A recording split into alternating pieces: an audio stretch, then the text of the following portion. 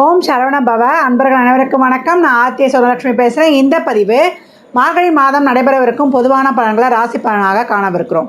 வரலாக திருச்செந்தூரில் வீற்றிருக்கும் முருகப்பெருமானின் பொற்பாத கமலங்களையும் என் அன்னை வாராயின் தாழ் பணிந்தும் என் குருநாதரை வணங்கியும் 12 ராசிக்கும் இந்த மார்கழி மாதம் எப்படி நம்ம திட்டமிடல் செஞ்சுக்கலாம், தொழில், திருமணம், வேலைவாய்ப்பு இதெல்லாம் எப்படி கிடைக்கும், வெளிநாட்டு வேலைவாய்ப்பு கிடைக்குமா போன்ற வாழ்வியலின் வானிலை அறிக்கையை பற்றி நம்ம தெரிந்து கொள்ளவிருக்கிறோம். இந்த மாதம் சிறப்பான மாதம், இறை வழிபாட்டிற்குரிய மாதம்னு சொல்லலாம். ஏன்னா ஆண்டால் ஒவ்வொரு பாசமாக காதலால் கண்ணீர் மல்கி கசிந்துருகி பெருமாளை நினைத்து விரதம் இருந்து நிறைவில் இரண்டரை கலந்தால் அப்படின்னு கேள்விப்பட்டிருக்கோம்.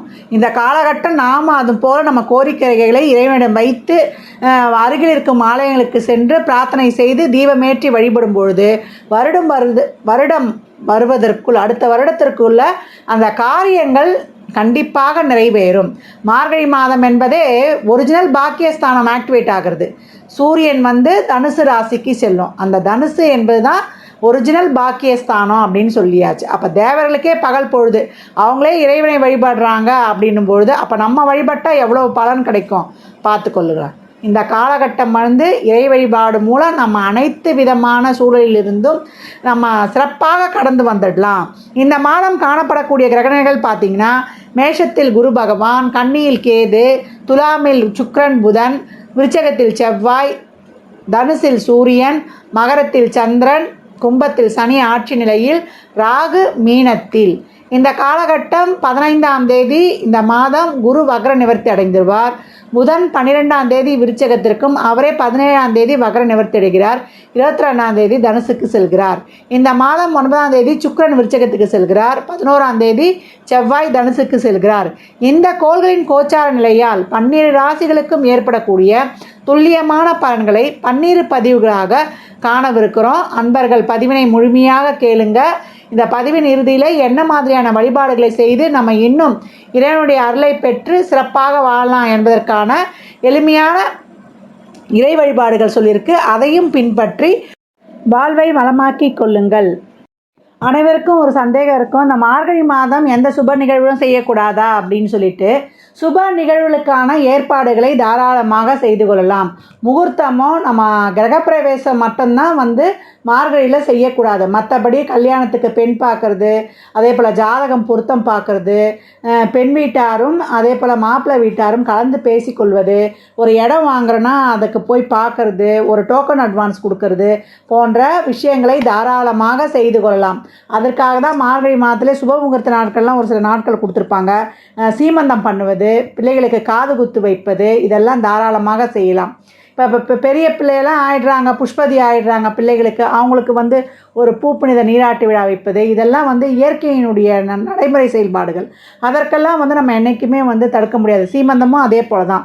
மார்கழி மாதம் செய்யலாமான்னு நிறைய பேருக்கு ஒரு ஐயம் வேறு. இதெல்லாம் எந்த ஐயமும் வேண்டாம். எல்லா விதமான சுப நிகழ்வுக்கான ஏற்பாடுகளை தாராளமாக செய்து கொள்ளலாம். முகூர்த்தம் மட்டும்தான் வைக்கக்கூடாது. திருப்பியும் சொல்கிறேன், அதே போல் புதுமனை புகு விழா மட்டும் வைக்கக்கூடாது. இந்த 2 மட்டும் தவிர்த்து மற்ற அனைத்து சுப நிகழ்வுக்கான ஏற்பாடுகளையும் ஆயத்தங்களையும் தாராளமாக செய்து கொள்ளுங்கள். மிதுன ராசி மிதுன லக்னத்திற்கான பலன்களை காணவிருக்கிறோம். இந்த மார்கழி மாதம் எப்படி சிறப்பாக இருக்க போகுது அப்படின்னு பார்க்கும்பொழுது, மிதுன ராசியை பொறுத்த வரைக்கும் நல்ல மாதம் அப்படின்னு சொல்லலாம். ஏற்கனவே நம்ம சொல்லியிருக்கிறோம், மிதுன ராசிக்கு இந்த வருகின்ற புத்தாண்டு ரொம்ப அருமையாக இருக்கும். ஏன்னா இந்த மேஷம், ரிஷபம், மிதுனம் இதில் சஃபலாகி ராசி லக்னமாக இருக்கிறாங்க. மிதுன லக்னம் மேஷ ராசி, ரிஷப ராசி, மேஷ லக்னம் மிதுன ராசி, ரிஷப ராசி, ரிஷப ராசி மேஷ லக்னம், மிதுன லக்னம் இப்படின்னு மாறி மாறி இருக்கிறவங்களுக்குலாம் நல்ல அருமையான காலகட்டங்கள். ராசி லக்னம் ரெண்டுமே அருமையாக இருக்கும்பொழுது அந்த வருடமும் சரி, அப்போ வரக்கூடிய காலகட்டங்களும் சரி, ரொம்ப சிறப்பான காலகட்டங்கள். சிறப்பான காலகட்டங்கள்னால் நம்ம சும்மா அப்படியே அமர்ந்துடக்கூடாது. அந்த காலகட்டம் தான் ஒரு உத்வேகத்துடன் நம்ம உழைக்கணும் அப்படின்னு சொல்லியாச்சு. இந்த காலகட்டம் உங்கள் ராசி அதிபதி மார்கழி மாதத்தில் எப்படி இருக்கிறாரு? 6 நமக்கு 7, 5, 5, 6, 7 என்ற இடங்களில் அப்படியே 3 வீடுகளில் பயணிக்கிறாரு, வக்ரம் ஆகிறாரு, அப்புறம் வக்ர நிவர்த்தி அடைகிறாரு. அப்போ மாத பிற்பகுதியில் உங்களுக்கு இன்னும் ரொம்ப தெளிவு கிடைச்சிரும். இதுக்கு முன்னாடிலாம் வந்து ஒரு எஃபர்ட்லாம் போடுறீங்க அப்படின்னா அந்த எஃபர்ட்டை வந்து ஒரு 2 முறை போடுங்க. அலைச்சல் திருச்சல் இருக்கும். எப்பயோ செய்த முயற்சிகளில் இருக்கக்கூடிய தூசு தட்டி அதில் இருக்கக்கூடிய சின்ன சின்ன குறைபாடுகளை எல்லாம் நீக்கி இந்த காலகட்டம் ஒரு புதிய வியூகத்தை அமைத்து ரொம்ப சிறப்பாக செயல்படுவீங்க அப்படின்னு வந்து சொல்லியாச்சு. உங்களுடைய எண்ணங்கள், உங்கள் லட்சியங்கள், உங்கள் கொள்கைகள் எல்லாம் இந்த காலகட்டம் வெற்றி கொடி பறக்கும் அப்படின்னு சொல்லலாம். இந்த மாதம் ஏற்கனவே உங்களுக்கு புத்தாண்டு, நான் அதே தான் திருப்பி அண்டர்லைன் பண்ணுறேன், புத்தாண்டு சிறக்குது. அதே போல் இந்த மாதம் வெற்றி கொடி பறக்கும் அப்படின்னு வந்து சொல்லலாம். தொழில் கெரியருக்குரிய கிரகம் குரு, அவர் 11ல். அதே போல் நம்மளுக்கு ஒரு இடத்துல போய் வேலை செய்கிறோம் அப்படின்னு சொல்லக்கூடிய 6ஆம் இடத்திற்குரிய செவ்வாய் நமக்கு 6லையும் ஆட்சியாக இருப்பார். அதுக்கப்புறம் 7ஆம் இடத்துக்கும் வந்துடுவார். அதற்கு வருவாய் சாணத்தியம். தொழிலை பொறுத்த வரைக்கும் எந்த பிரச்சனையும் இல்லை. அடிதூள் அட்டகாசம், வேலையே இல்லைன்னு யாரும் சும்மா உட்கார முடியாது. எந்த ஒரு வேலை கிடைச்சாலும் இளைஞர்களுக்கு போய் அதில் லாக் ஆகிடணும். அதுக்கப்புறம் அங்கேருந்து உங்கள் ஷிஃப்டிங் எல்லாம் வச்சுக்கணும். இப்போலாம் படித்த படிப்புக்கேற்ற வேலையே நிச்சயம் சிறப்பாக கிடைக்கும். ஒரு சிலருக்கு அந்த மன வருத்தலாக இருந்தால் அந்த மாத பிற்பகுதியில் அதுக்கான நல்ல ஒரு வழியெலாம் உங்களுக்கு ஏற்பட்டுடும். ஒரு மாணவர்களாக இருந்தால் படிப்பில் நல்ல ஒரு முன்னேற்றம். அதே போல் நம்மளுக்கு ஒரு காம்படிட்டிவ் எக்ஸாமு, அதே போல் அரசு துறை தேர்வுகள், பேங்க் எக்ஸாமு, நம்மளுக்கு இந்த நீட் கோச்சிங் போகிறது, அதே போல் என்ஜினியரிங்கில் இந்த நாட்டா எக்ஸாம் எழுதுகிறவங்க, அதே போல் ஜேஇ எக்ஸாமு, அந்த மாதிரி அரசு துறை சம்மந்தப்பட்ட தேர்வாக இருந்தாலும், பள்ளி கல்வித்துறை தேர்வாக இருந்தாலும் ரொம்ப சிறப்பாக வெற்றி அடையலாம். அதற்கான ஒரு கோச்சிங்கில் போய் சேர்றது, வெளிநாட்டு கல்விக்கான முயற்சிகள், அதற்கு ஒரு லோன் அரசு வங்கிகளில் கிடைப்பது, இதெல்லாம் ரொம்ப அருமையாக இருக்கும். லோன் போடுவீங்க, அந்த லோன் கிடைக்கும். எதற்காக போடுறோம்? ஒரு வீடு வாங்குறதுக்காக போடுறோம், ஒரு திருமண விஷயத்துக்காக போடுறோம், பிள்ளைகளின் எதிர்கால நலனுக்காக, அவங்க படிப்பு செலவுக்காக போடுறோன்னா அந்த லோன் அப்படியே அதற்காக செலவழிக்கும். ஏன்னா ஒன்றுக்கு வாங்கி வைப்போம், எதிர்பாராதமாக ஒரு உடல்நிலை குறைவால் செயல்பட்டுடுவோம், செலவு செய்துருவோம். அந்த மாதிரிலாம் கிடையாது. இந்த மாதம் வந்து ரொம்ப சிறப்பாகவே இருக்கும் அப்படின்னு சொல்லலாம். அதிர்ஷ்டம் சார்ந்த தொழில்கள் கூட இப்போ இந்த காலகட்டம் உங்களுக்கு கை கொடுக்கும் அப்படின்னு வந்து சொல்லியாச்சு.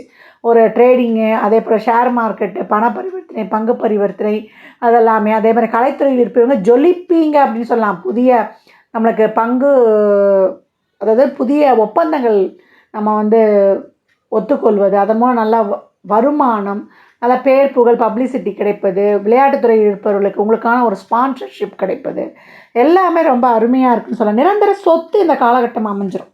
நிரந்தர சொத்து, அதே போல் ஒரு சொத்து விற்று இன்னொரு சொத்து வாங்குறது, பழைய பொருட்கள் கொடுத்து புது பொருள், இல்லை புது பொருளே வாங்குவது, ஒரு பிராண்டடாக வாங்குறது, இதெல்லாம் ரொம்ப சிறப்பாகவே இருக்கும். மனதில் ஒரு தன்னம்பிக்கை, ஒரு தைரியம், ஒரு உத்வேகம், ஒரு தேஜஸ், இதெல்லாம் ரொம்ப சிறப்பாக இருக்க போகுது இந்த காலகட்டம்.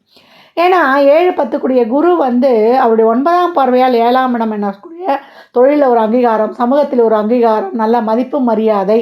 தனியாக இருக்கிறாங்க, கல்யாணமே ஆகலை, 35 வயசு 40 வயசுக்கு மேலே ஆயிடுச்சு, குடும்பஸ்தராக போகிறீங்க இந்த காலகட்டம்.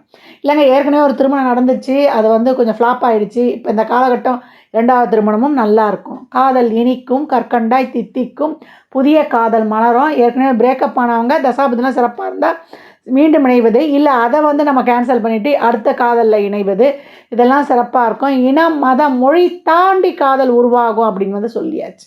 அவ்வளோ அருமையாக இருக்கும்.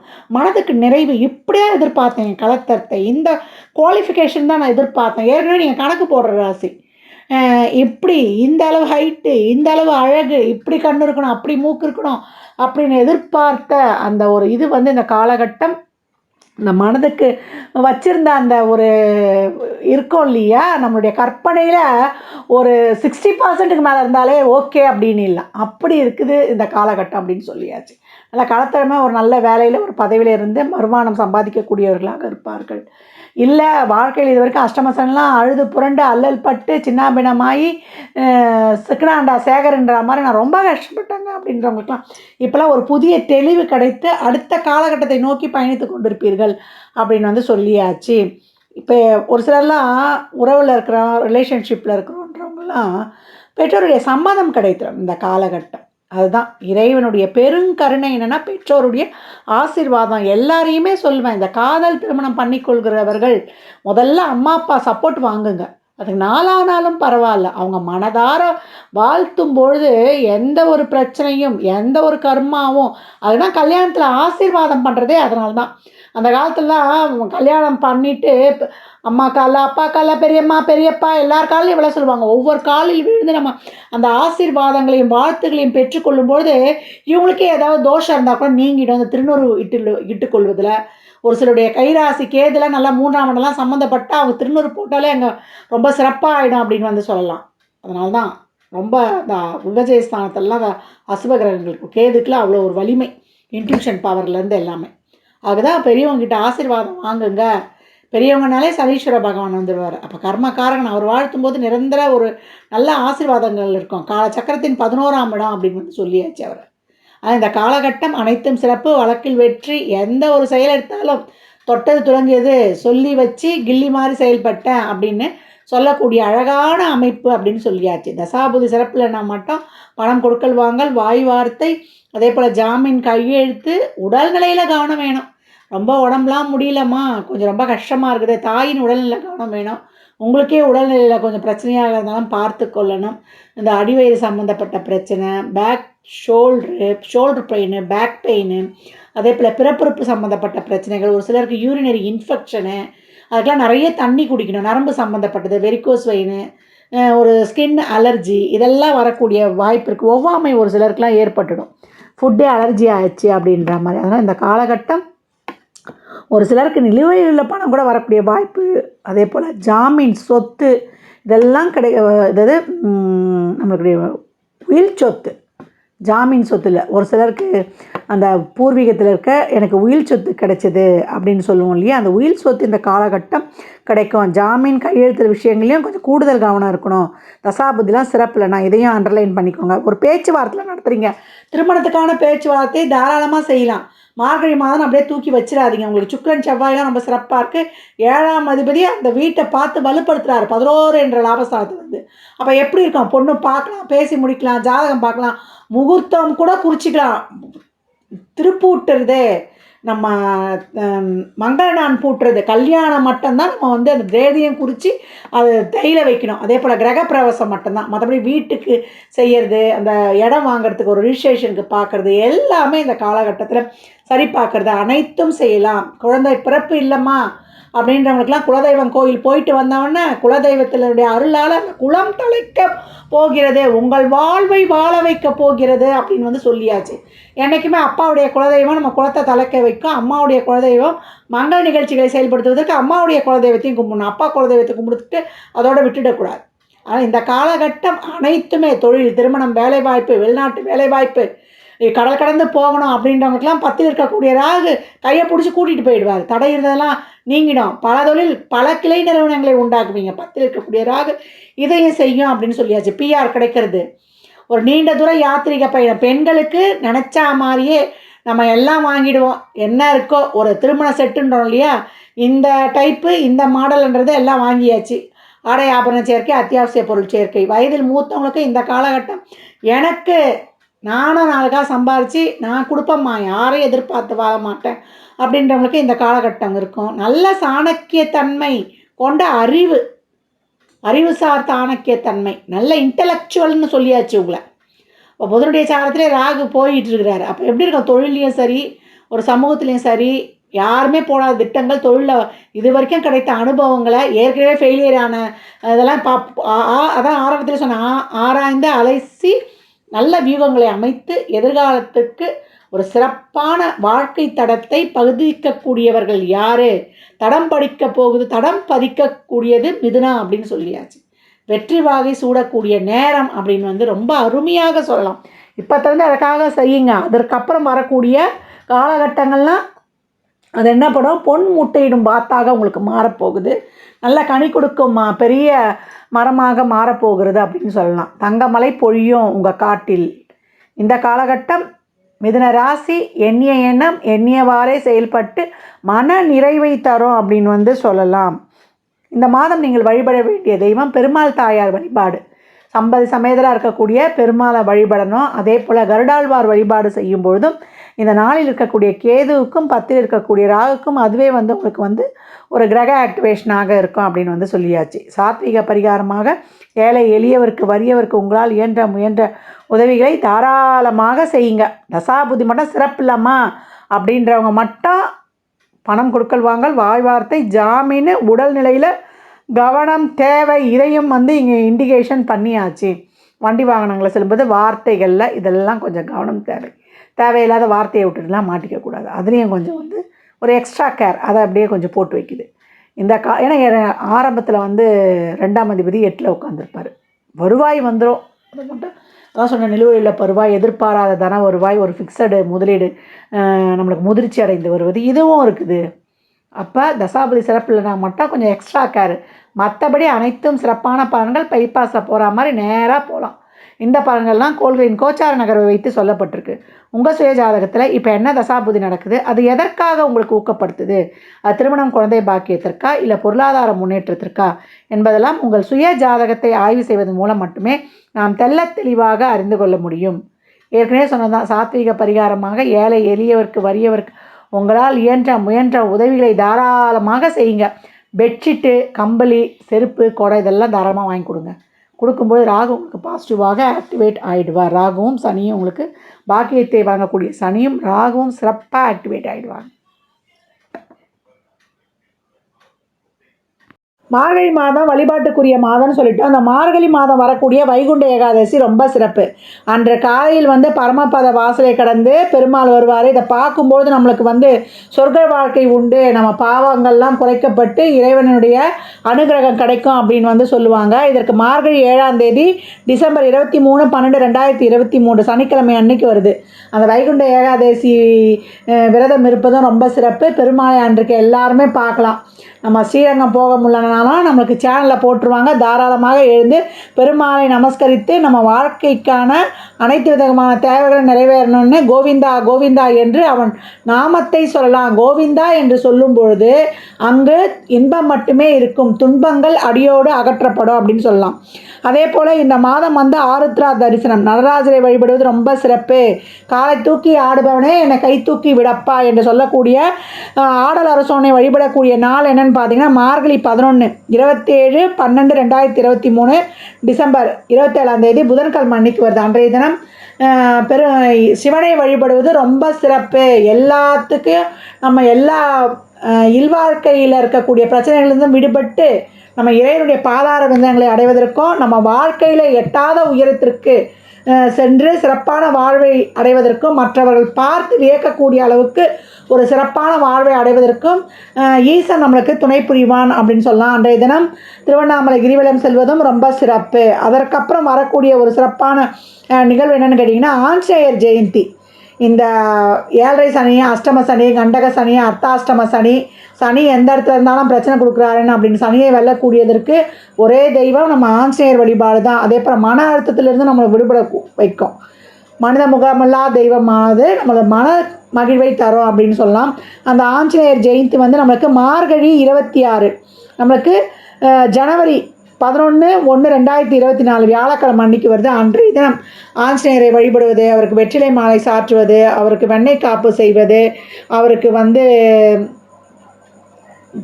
வண்ண மலர்கள் அணிவிப்பது இதெல்லாம் ரொம்ப சிறப்பாகவே இருக்கும்.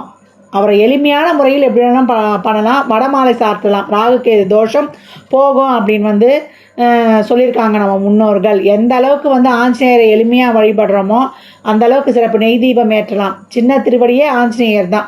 அன்றைய தினம் பெருமாள் ஆலயங்களுக்கு சென்று ஆஞ்சநேயர் வழிபாடு செய்யும்போது நம்ம மன உறுதி கிடைக்கும். ராம ராம ராம என்ற நாம மந்திரங்கள் ஒலிக்கும் இடங்கள் எல்லாம் ஆஞ்சநேயர் வாசம் செய்வார் அப்படின்னு சொல்லியாச்சு. அப்போ எந்த அளவுக்கு நம்மளுக்கு மன உறுதியும் திண்மையும் எந்த சிக்கட்டான சூழ்நிலையும் ஜெயித்து வரக்கூடிய தன்மையை கொடுத்துருவார். அதனால் அன்பர்கள் இந்த வழிபாடுகளெல்லாம் இயன்ற அளவு பின்பற்றுங்க. உங்கள் வாழ்வை வளமாக்கி கொள்ளுங்கள். ஜாதகம் பார்க்க விரும்பும் அன்பர்கள் இந்த எண்ணிற்கு ஒரு மெசேஜ் செய்யுங்க. தங்களுக்கான விவரங்கள் அளிக்கப்படும். அப்பாயின்மெண்ட் பெற்றுக்கொள்ளலாம். ஜாதகம் சிறந்த முறையில் கணித்து பார்த்து தரப்படும். வாஸ்துப்படி வீடு கட்ட பிளான்கள் போட்டு தரப்படும். வாஸ்து பார்த்து தரப்படும். நியூமராலஜி படி பிறந்த குழந்தைகளுக்கு பெயர் வைத்து கொள்ளலாம். உங்கள் தொழிற்சாலை நிறுவனங்களுக்கும் பெயர் வைத்து உங்கள் வாழ்வை வளமாக்கி கொள்ளலாம். சுபமுகூர்த்த நாட்கள் குறித்து தரப்படும். அவரவர் சேவைக்கு உண்டான கட்டணத்தை செலுத்தி சிறப்பான சேவைகளை பெற்று வாழ்வை வளமாக்கிக் கொள்ளுங்கள். மற்றும் ஒரு சிறப்பான பதிவில் சந்திக்கும் வரை தங்களிடமிருந்து விடைபெற்றுக் கொள்வது ஆதித்ய சொர்ணலக்ஷ்மி. மிக்க நன்றிகள். நற்பவி நற்செழி. வாழ்க வளமுடன், வாழ்க வளத்துடன், வாழ்க நிறைவுடன்.